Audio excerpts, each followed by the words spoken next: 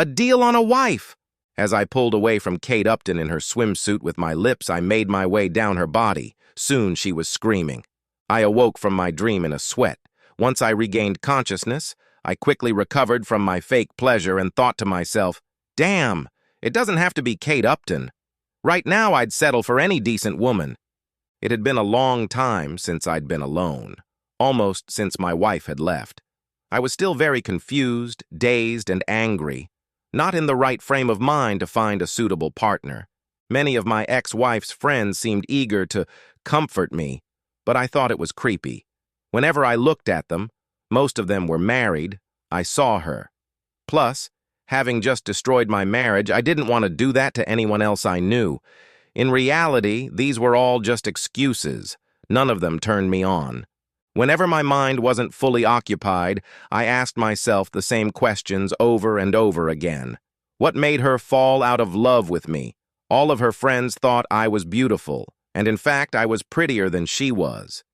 I'm the same weight I was when I graduated from college over 30 years ago, with almost the same muscle tone. I have all my hair. I'm rich, and I thought I was paying attention to her, and I certainly never missed a birthday, anniversary, or any other special occasion. She seemed to experience pleasure almost every time we made love, and I did everything I could to bring it to her. My 2 adult children were supportive, but unfortunately it didn't help much. I don't know if they were just being kind or honest when they said they were as clueless about their mom's motivation for the divorce as I was. However, in several family meetings after the breakup, they seemed to be more distant from their mom than they had been in the past. Anyway, just as my questions went unanswered for the 100th time, I noticed a car in distress on the side of the road a few kilometers from my lake house. There appeared to be a mother and 2 small children. I pulled over to help. "Hi, my name is Rob." "What's up?" I said as I approached the stopped car. My mom turned to face me. She had tears in her eyes. Unconsciously, I appraised her and then told myself off for considering the young mother as a potential partner. She was probably 175 or 180 centimeters tall, with curly blonde hair and too much makeup. She was probably about 25 years younger than me, dressed in cropped jeans, sandals, and a strappy top. Her face was pretty ordinary, but with the exception of her narrow hips, she had every indication of having a gorgeous body. "My old junk just stopped," she replied, wiping a tear from her cheek. "Did you call a tow truck or the highway department?" I asked innocently. "No, I don't have a cell phone. Besides, it wouldn't do any good because I don't have the money to pay for a tow truck, let alone fix my car," she replied, and her voice started to break. "Oh," I said, embarrassed. "Maybe I can get it running," I continued, not knowing where that came from, since I'm about as mechanically astute as a baboon. "Thank you. My name is Kaylee, by the way," she said, her voice starting to come back to normal as she held out her hand. "Nice to meet you, Kaylee," I said as I shook her soft but strong hand. Her small children in the back seat of the car obviously didn't hide when people passed out, because they immediately joined the conversation. "Hi, mister, I'm Jonah," her little boy, who looked to be about 6 or 7 years old, called out. "Are you going to fix our car?" "I'm Faith," her probably 5-year-old blonde daughter inserted. "Sometimes Mommy lets me put on a little makeup." "Well, it's nice to meet you both," I smiled. "I really hope I can help." As I looked under the hood, pretending to know what I was doing, John and Faith continued to banter despite Kaylee's exhortations to let me think while I tried to fix their car. As non-mechanical as I was, it was obvious that there was a serious problem. It looked like a blown gearbox. "I'm sorry, Kaylee," I said, wiping the sweat from my forehead caused by the June sun. "I can't fix this. But you know what I can do." I lied. "I have a friend who owns a garage, and I know I can have him tow you in and diagnose the problem for free." "Thanks, Rob. That's really nice of you," Kaylee replied sincerely. "Our dad is in jail for fooling people at the bank," Faith squeaked. "Can you give us a ride in your cool car?" John squeaked. "Kids, stop it already," Kaylee said, flinching and starting to blush. I just laughed at her hurt expression and said, "Hey, kids are kids, no problem." I picked up my cell phone and called the garage where I sometimes brought my car. I programmed the number into my Android. I stepped back so Kaylee couldn't hear my conversation, since I'd only met the manager twice and wasn't even sure I remembered his name, and I certainly couldn't ask him to tow Kaylee's car for free. But Kaylee was a damsel in distress, and her kids were incredibly sweet, so I had no problem paying for the towing and inspection. After being assured by the manager that he would charge me for his services and not say anything about it to Kaylee, I smiled broadly and told Kaylee the good news. "The tow truck will be here in 10 to 15 minutes. They will tow your car and diagnose the problem for free." She looked relieved and worried at the same time. The entire time until the truck arrived, I chatted with Kaylee's kids. I tried to get as much information out of them as I could, while Kaylee tried to keep them from revealing all the family secrets. It had been over 20 years since my son and daughter had been little, and I enjoyed the interaction immensely. However, there was a problem. The more I looked at Kaylee, the sexier she looked. Kaylee was one of 2 or 3 women I had met in my life who fell into the category of amazing women.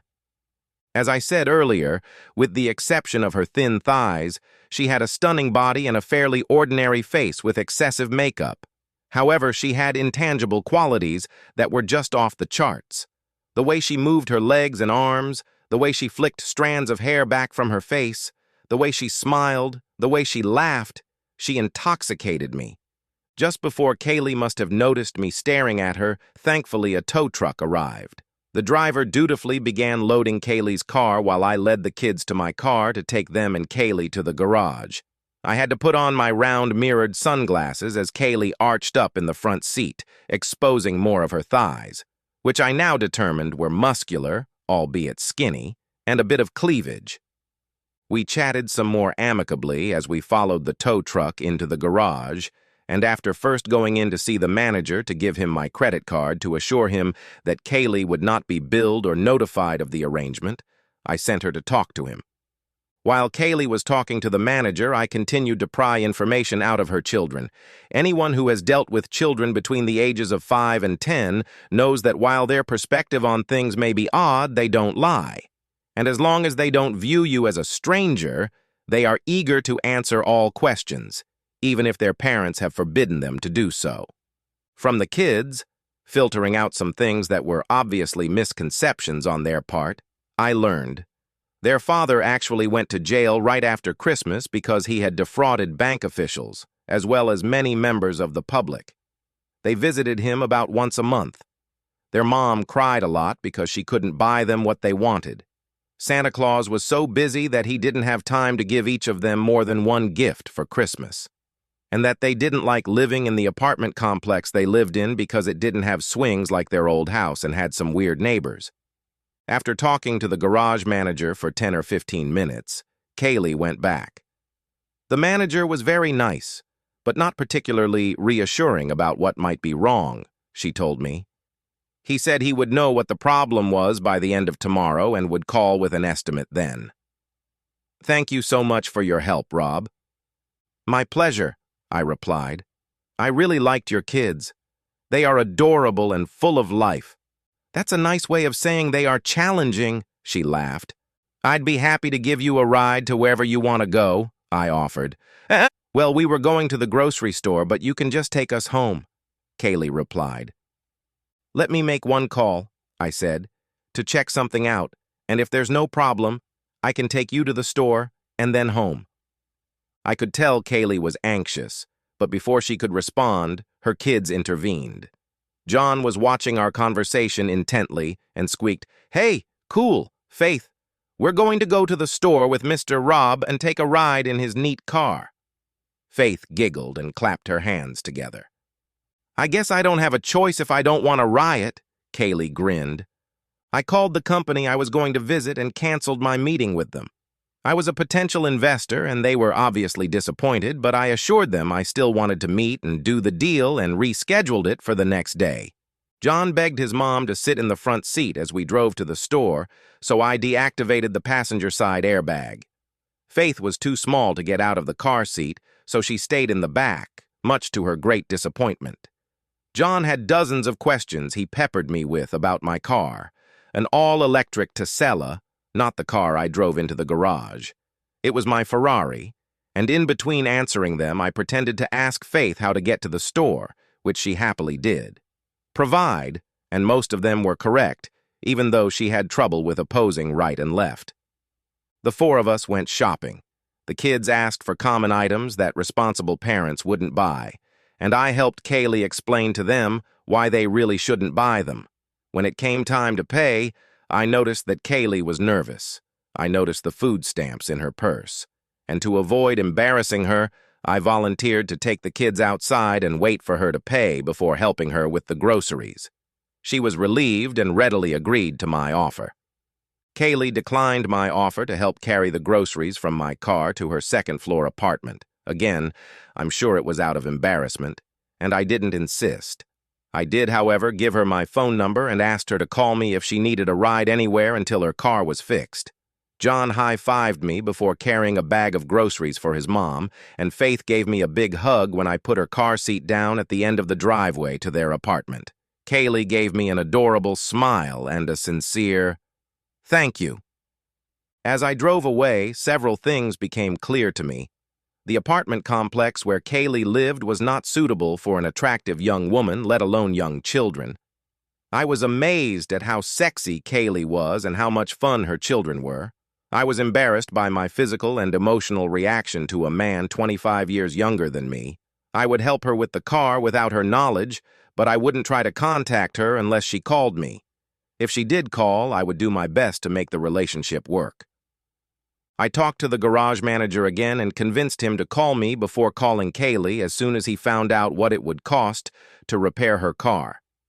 He did call around 4 p.m. the day after I met Kaylee and told me that it needed a new transmission and belts, but otherwise it was in decent condition considering its age. He went on to say that he could get a refurbished gearbox if Kaylee could wait a week, which would cut the cost in half.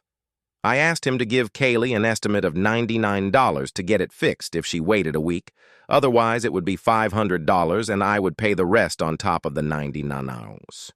I knew this increased the likelihood that Kaylee would call. I was thrilled when Kaylee called me the next day. "Hey, Rob, it's Kaylee." "Hi, Kaylee. Have you heard about your car yet?" "Yes. The good news is that it will only cost $99 and I can pay it off when I get my next welfare check. But it's going to take a week, and I have to take the kids to their pediatrician tomorrow. And I really can't reschedule because it's so hard to get an appointment with Medicaid. Did you really mean it when you said you could help?" "Absolutely. What time do you need me?" "Could you pick us up at 10 hours in the morning?" Sure. How long do you think that'll take?" "It could take 2 hours. You could leave and I could try to find another way home." "I'll have a decision tomorrow. See you at 10 Massaquoi, Kaylee." "Thanks, Rob." My solution was to buy her a $50 prepaid disposable cell phone so she could call me when they were done, because as much as I love her and her kids, there was no way I was going to wait in a doctor's office for 2 hours. She was very pleased with my gift. She knew how to work with it since she had one before her husband was sent to jail and her finances collapsed, so I picked her up when they were done. I invited her and the kids over for dinner, which they left her no choice but to accept. For the next few weeks, I tried to take my time with Kaylee, always involving her kids in various activities. They especially enjoyed the 2 days they spent at my lake house, tubing, kayaking, and otherwise having a great time. Although my impulse was restrained, I did do one provocative thing. Kaylee didn't have a swimsuit, so I bought her a bikini. I apologized fervently when she put it on, as it left no room for imagination, telling her that it was what the saleswoman recommended. She guffawed as I had also bought her a mask, but I have to say that in a bikini, she could have thrilled a dead man. About 4 weeks after I met Kaylee, I drove to her house to take her and the kids for another day at the lake. Since she didn't seem to want me to come to her house as usual, I called both her landline and the disposable cell phone I had given her when I went outside. Neither of them were answered. This worried me, so I went to her apartment on the second floor. Standing outside the door, I heard two men yelling, and what they were yelling about alarmed me. I banged on the door as hard as I could, yelling, "Kaylee, open up! It's time to leave!" I heard the man whisper something to Kaylee, and then she spoke in an interrupted voice. "I'm sorry, Rob. Our plans have changed, and we can't go with you tonight. I'll call you tomorrow." "Hell no, Kaylee. I heard men's voices yelling at you. If someone doesn't open this door in 15 seconds, I'm calling 911. Shortly after, that slimy-looking guy with a gun behind his belt opened the door and said, "You're sticking your nose where it doesn't belong. Get out of here." "Actually, asshole, you're the one leaving," I blurted back, keeping one hand on my phone and the other at the ready in case he went for a gun. "Kaylee is my grandniece, and I run 2 legitimate Jimmy Parker businesses. You've heard of him, haven't you, shit for brains?" Jimmy Parker was a criminal mastermind in the nearest big city, about 100 kilometers from here. Granted, I didn't actually run 2 of his businesses, but I knew him from a charity board he was trying to use to improve his image, and he knew who I was. Slug's face turned ashy gray when I said that. Not giving his brain mountains time to think, I quickly continued. "I've got Jimmy on speed dial, and as soon as I hit that button, you're done. Now I'm going in and you're going out." I quickly walked past him. I was glad to see that the kids weren't in the main room and that the bedroom door was probably closed. The second guy was even thinner than the first. As they started to walk away with angry expressions on their faces, cursing to themselves, I saw the bruise on Kaylee's face and the tears in her eyes. I picked up a bottle of wine that was on the counter, hit the second guy in the head with it, and then hit the first guy in the nose with it, obviously shattering it. I grabbed the barrel of his gun as he grabbed the handle and spun him around, breaking his thumb and making him cry out in pain. "You broke my goddamn nose and thumb, motherfucker!" The first slug kept moaning as he lay on the floor in pain. The second guy was unsteady but not unconscious. I turned him over and found no weapon on him. Then I carried him out the door and threw him down the stairs. Then I put the gun to the first guy's mouth and said, "If you or any of your slimy accomplices even look at Kaylee or her kids one more time, I guarantee Jimmy will order you killed. Got it?" Now terrified, the first guy nodded. I took the gun out of his mouth and said, "Now get out," as I jerked him to his feet, pushed him out the door, and closed it behind him. There was both horror and relief on Kaylee's face. She started sobbing and came over to me and hugged me, crying on my shoulder. I put the gun on the nightstand. The bedroom door opened and both children peeked out from behind it. Their eyes were wide open and there were tears in them too. "It's okay, kids, it's okay," I said. They ran up to me and grabbed my legs. When everyone had calmed down, I said to Kaylee, "You need to pack for yourself and the kids and stay with me for the next couple days. I have no idea what these guys are going to do, and you don't want to be around if they come back." I met no resistance. They packed up quickly, and Kaylee asked me to take the kids in my car, and she followed me. Once we got to my house, I convinced her that we needed to call the police. 2 police officers came to my house and took statements from both of us. One of us was playing with the kids at the dock, while the other gave his statement. I handed the gun to the police officers and told them they could find my fingerprints and the owner's fingerprints on it. Kaylee knew the name of one of the guys, and by checking the fingerprints on the gun, they were able to find the other guy. By bedtime, the kids seemed almost back to normal. Kaylee didn't. She felt the need to tell me that the guys had threatened her kids if she didn't work for them as a call girl.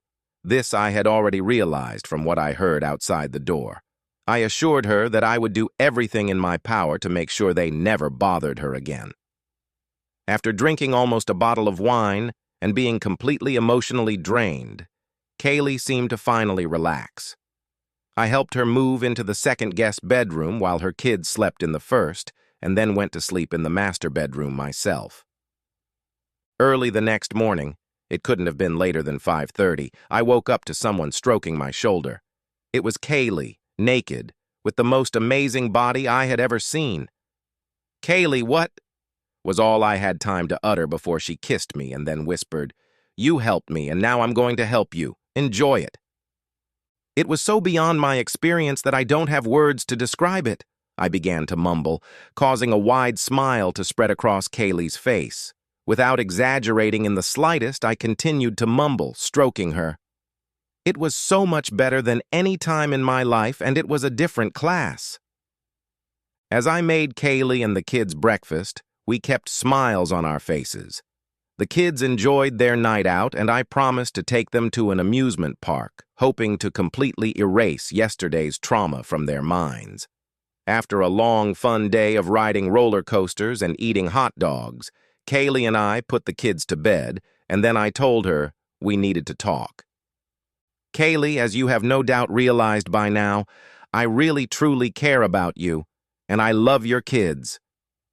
She smiled broadly. I am concerned about what happened in your apartment. I'm concerned that you and your kids are living there, and I'm concerned that you don't have the means to continue being a supermom. I would like you and the kids to move in here with me. In response to Kaylee's half-sly, half-puzzled look, I quickly added, but I'm not asking you to sleep with me until we get your husband's approval. That seemed to really puzzle her. What? She asked. I am not going to break up your marriage or take your husband's place as the father of your children. The breakup of my marriage was very painful for me. But I hope I can get your husband's approval just to ease my conscience, since there is nothing in life I would like more than to sleep with you every night. That is, if you agree. Since she was obviously going over everything in her head, I didn't give her time to speak again. But even if we never have love again, I invite you and the kids to come live with me. After a long pause, I finally let Kaylee speak. Rob, it's unrealistic for us to live in the same house for more than a few days and not make love. I really like you, and I had as much fun this morning as you did. That's impossible, I interrupted, followed quickly by, I'm sorry, please continue. I know that if we live here, my children will have a much better life, that's crystal clear, and I would be a terrible mother if I didn't try to give them the best. But even though my husband is a cheater and sometimes a complete asshole, I agree with you that we need his approval. When can I see him? I asked enthusiastically. Visiting hours are this Saturday, and I was planning on taking the kids there. We can talk to him first, then you and I together. Stay here until then, Kaylee, I pleaded. No love. With those words, Kaylee stood up, walked over to me, wrapped her arms around my neck, gave me the most passionate kiss of my life, and then said, We'll stay, but you need to lock me in my room for the night or I can't guarantee this morning won't happen again. The 3 days until Saturday seemed to stretch on for a month. I was completely consumed with the thought of sleeping with Kaylee again, but I wanted it to be as adult as possible under the circumstances, so I was just suffering. I had one unfinished business to take care of before we visited the prison. I called Jimmy Parker, told him that the 2 guys who had molested my grandniece, as I called Kaylee, had been released on bail, and told him that I would make a $20,000 contribution in his name to the charitable foundation of the board of directors we sat on together if he would get a couple of his friends to instill in them the need to never go near Kaylee or her children again. Considering that a $20,000 contribution to the charity would reinforce the legitimate image he was trying hard to build, Jimmy was happy to help. The very next day, he called me back and assured me that the 2 thugs or any of their friends would never bother her again. I made a contribution the same day. Early Saturday morning, we drove 2 hours to the jail to visit Kaylee's husband. For the first hour, the kids slept in the car. His name was Jack, and Kaylee told me and continued to tell me along the way as much about him and their relationship as she thought I needed to know. After Kaylee and the kids met with Jack for an hour, they left, and I went in to see him. I hadn't seen any pictures of him and was surprised by his appearance. He was very good-looking, but shorter in stature and thinner than I had imagined. When he started talking, I could tell by his perky manner that he must be a good con man. "So you're Uncle Rob," he said, half friendly, half skeptical as we shook hands. "You're bigger, more muscular, and look younger than I imagined. I'm not sure I like that." Well, it came in handy when the two thugs tried to get Kaylee to do the unfit thing, I said with a serious look, something Kaylee had already told him about in a previous phone conversation. After some small talk, including how wonderful his children were and what a great mother Kaylee was, I cut to the chase. Listen, Jack, I know you're going to be here for at least another 5 years, maybe as long as 10. Your family is suffering financially after just the first 5 months of your incarceration, and things are likely to get worse. I want to take care of them, but only with your approval. What do you mean, take care of them? I'll take care of your children's needs, send them to a good school, and make sure no one else bothers Kaylee. But you're astute enough to realize that if they live with me, I'll be making love to Kaylee. That's why I'm honest with you about everything. Have you slept with her yet? He asked. No, I lied, following Kaylee's advice. As difficult as it would be, considering what an absolutely sexy, sweet, and kind woman she is. I don't like the thought of someone else being with her. Do you really think a beautiful young woman can be celibate for 10 years while you're here? She gets hit on all the time. I've seen it with my own eyes. I could tell it made an impression on him. Would you rather a mature, rich guy like me sleep with her and take care of her? Or would you rather some young stud love her and possibly abuse her or the kids? You're probably right, Rob. You know I'm right. Do you know she's the best cheater in the world? I sure don't know, but I can easily believe she might be. Well, once you sleep with her, you'll do everything you can to keep her and get me out of your sight. I just want to borrow her, not steal her like some young stud might. However, to put your mind at ease, I have a suggestion, I said. I'm listening, Jack replied. If she divorces you for any reason, whether I had anything to do with it or not, while you're in custody, I'll pay you $100,000. We'll sign a contract to that effect. In addition, I'll put enough money into a trust fund that you and she will jointly manage so that both of your children will graduate from college, regardless of what happens to me. Kaylee and I never finished high school, and you're going to send our kids to college? He blurted out. Yes, I replied. Jack's eyes widened for a few seconds. Obviously, I'd made an offer he hadn't expected, but then he pulled himself together and started negotiating as I'd intended. That's a good start, Rob, but once you find out that Kaylee is the best in the world, you'll realize it's not enough. I want $100,000 no matter what, and $250,000 if she divorces me. We negotiated for the next 15 minutes. I knew I would eventually agree to everything, but he didn't know that, and I wouldn't get rich without being a tough negotiator. In the end, we shook hands and made a deal. I would put $25,000 into an account so he could use it however he wanted, even while in jail. I would make love to Kaylee, and if it was the best moment I ever had in my life, I would pay him $175,000 if she ever divorced him while he was in prison or even afterward. If it wasn't the best love of my life, I'd pay him $75,000. Of course, college funds were also part of the deal, something I was going to do regardless of whether he agreed to anything. You know Kaylee is going to have to tell you that she wants to make love to me and hear directly from you that you're okay with that, I said. And I'd appreciate it if you didn't tell her about the best love ever. Deal? No problem, Jack replied, smiling. Send her back here alone, and in 20 minutes send the kids back here too. When we got out of jail, we were all as happy as could be. The children were happy because they saw their father, and he told them he didn't mind them living in my house until he got out. As long as they didn't mind. They applauded so loudly that the guard had to quiet them down. Kaylee was happy because she and the kids would be taken care of, and she would be my borrowed wife, so she could make love to me without cheating on her husband. I was happy because I really enjoyed John and Faith's company, and because Kaylee was, as far as I could tell, the hottest woman on the planet. Despite my plea not to, Jack told Kaylee about the prize if she was my best partner in life. You want me to save you $100,000 just by doing the necessary steps? She slyly asked that night, nibbling her thumb. I already know you're the best in the world, and I have no intention of cheating Jack, so I'd love to repeat our first meeting. She smiled slyly and took me to bed. Since Jack couldn't take phone calls from anyone but his lawyer except for certain hours once a week, I asked his lawyer to call him and get me. I told him he was absolutely right about Kaylee, instructed his attorney to prepare the necessary paperwork at my expense, and heartily agreed with him when he ended the call. "You're just a lucky bastard, Rob." "Truer words have never been spoken," I replied sincerely. It had been over 2 years since I'd made my deal with Jack.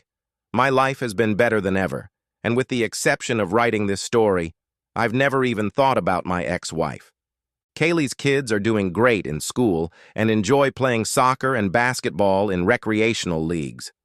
When my children come to visit, they treat John and Faith like their younger siblings. Both of my kids are fine with me living with someone else's wife, but sometimes I get jealous of the looks my son throws at Kaylee. Haha, he's no different than any other man. Kaylee loves that she doesn't have to worry about where she's going to eat next, and she's thrilled that she doesn't get paid by Social Security and Medicaid. She now gives back to the community by doing charity work when the kids are in school. Kaylee now wears her beautiful shoulder-length blonde hair and wears very little makeup. This makes her face look almost as amazing as her body. More importantly, Kaylee is not just a love goddess, but a kind, caring, wonderful woman and a truly special mom. I am madly in love with her, even though I try not to admit it to her. I know she probably loves me too, not only because I do a great job with her kids, but also because she enjoys spending non-sexual one-on-one time with me and seems to enjoy it almost as much as I do. I really don't know what's going to happen when Jack gets out in about 3 to 8 years and wants his wife back. All I know is that I no longer dream of sleeping with Kate Upton as I have something better in real life. The end.